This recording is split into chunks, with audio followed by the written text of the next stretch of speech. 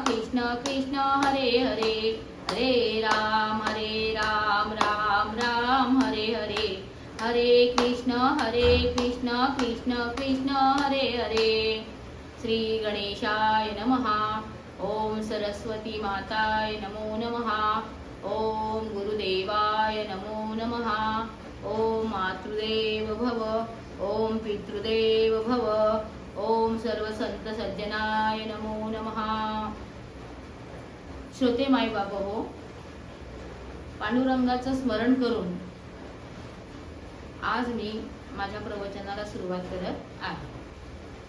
तर आजच्या माझ्या प्रवचनाचा विषय हा अतिशय गंभीर आहे आणि नेहमी आपण पुराणातले दाखले देतो, पुराणातल्या कथा सांगतो, पण पुराणातल्या कथांच्या मध्ये आजकालची लोक जास्त रस दाखवत नाहीत। आजच्या मुलांना विचारलं तर रामाची सीता कोण माहीत नाही।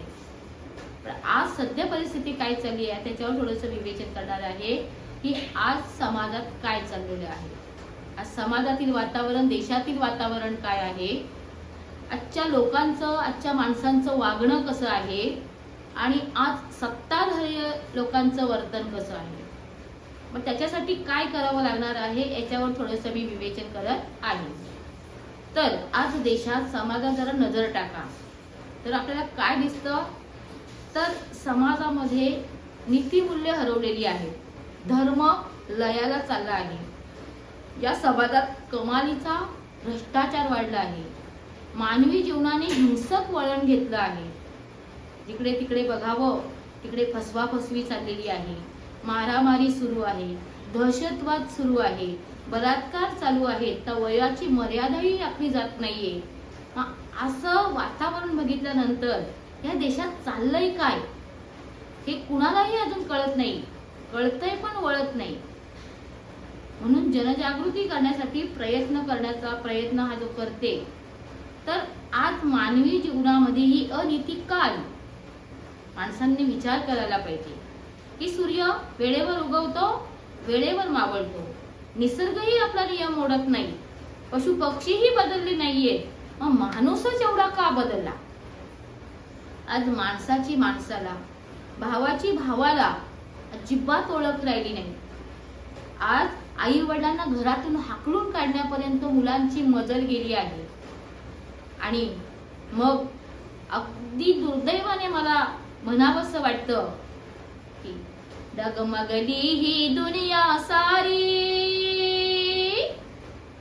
पाप वाढले भारी, डगमगली ही दुनिया सारी, पाप वाढले भारी, बा पांडुरंगा दुनिया बिघडली सारी, बा पांडुरंगा दुनिया बिघडली सारी, पैशा पायी नाती गोती सारे विसरून गेले,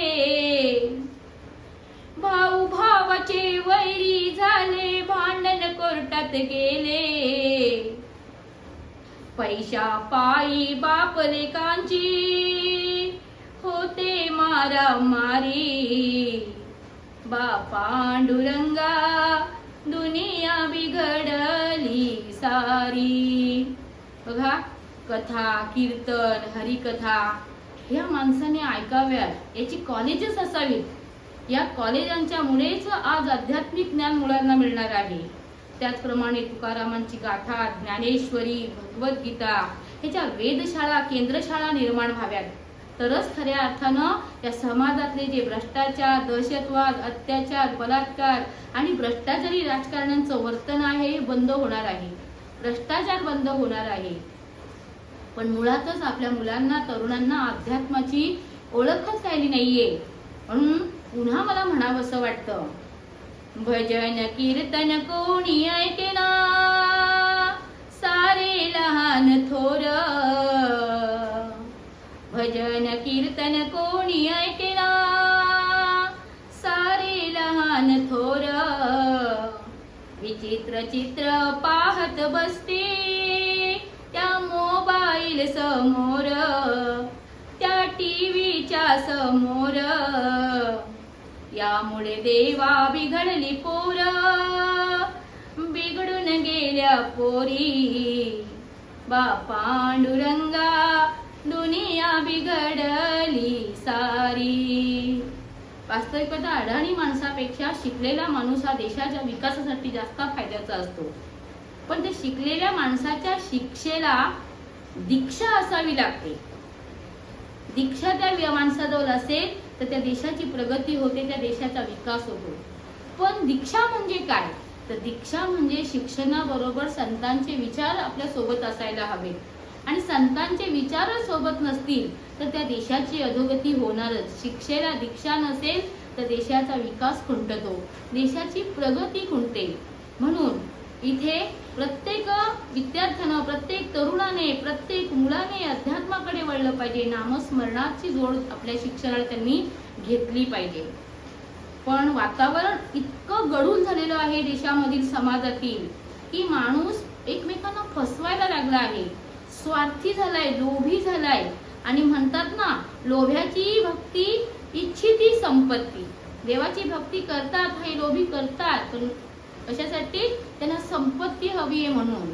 निस्वार्थीपणे देवाची भक्ती करणारे कोणी इथे अडलतच नाहीये. प्रत्येकाला काही ना काही हवं असतं. तर आजचा हा समाज फक्त सुधारेल तो फक्त अध्यात्मामुळे, नामस्मरणामुळे. आणि दुसरी एक गोष्ट सांगायची तर राजकारण्यांबाबत, आजचे जे सत्ताधारी आहेत हे सत्ताधारी स्वार्थी झालेले आहेत. म्हणतात ना, यथा राजा तथा प्रजा.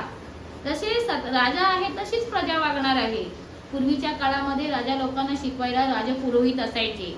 हे राजनीतीचे धडे राजा लोकांना द्यायचे आणि त्याच्यामुळे ते राजनीती शिकायचे आणि आपल्या ह्या पुरोहिताला ते वंदन करायचे, गुरु मानायचे आणि आपल्या प्रजेला कसं सुख देता येईल असा प्रयत्न करायचे. त्याच्यामुळे या राजांच्या हातून कधी भ्रष्टाचार घडलाच नाहीये. आज कळकळीने म्हणावं असं वाटतं की आजच्या ह्या सत्ताधाऱ्यांना शिकवण्यासाठी एक वारकरी पुरोहिताची गरज आहे. एक वारकरी पुरोहित असेल तरच याचा भ्रष्टाचार थांबेल. आणि निवडणुकीमध्ये एका आध्यात्मिक वारकऱ्याला निवडून देणे काळाची गरज आहे. तरच हा देश, हा समाज टिकेल. श्रोते मायबाप हो, आजचा समाज जे बघतो ना, तेव्हा संत तुकडोजी महाराजांची आठवण येते. आणि संत तुकडोजी महाराज काय म्हणाले की माणूस द्या, माझा माणूस द्या.